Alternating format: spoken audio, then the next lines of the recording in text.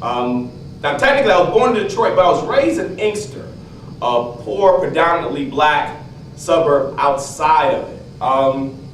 Now Inkster, when I grew up there between the period of, say, 72 to 84. So I actually saw the transition I saw the introduction of crack into Detroit in general and into cities like, or poor towns like Inkster specifically. So whereas when I was a kid, you know, we could play outside, frozen tag, kickball, et cetera, hide and go seek. By the end of that period, when we had to move, there were people shooting, like in the neighborhood on a regular basis, right? And I, unlike many of my peers, was more of a bookworm than I was anything else. So I was the kid that would get pushed to the side. I was the kid that was last chosen for the basketball game. Even though they were playing basketball in my backyard, I was that kid, right? And being that kid helped me be what I am today.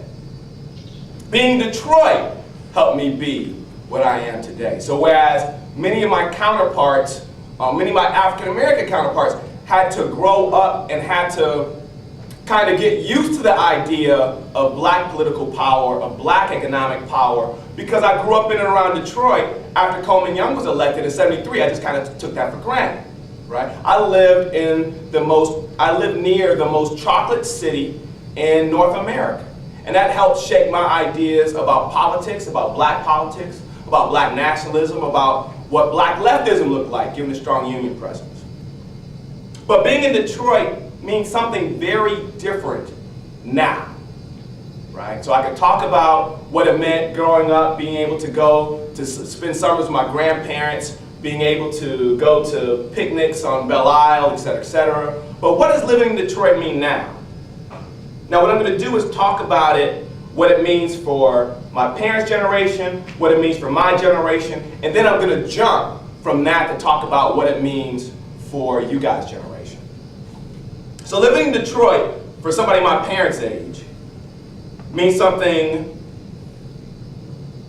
there's something very problematic about it. So my father just turned 65 a few weeks ago. My mother turned 65 next year. They're both retired. My dad worked in the plant. He retired from Ford. I'm a Ford kid. My mother retired from Detroit public school system.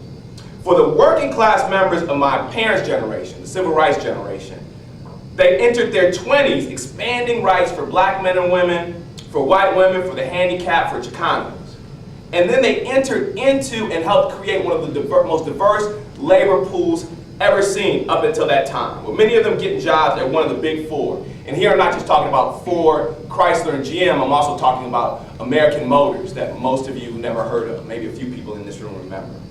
They made enough money to put their kids in school, they made enough money to purchase homes, they made enough money to retire comfortably, at least so they thought.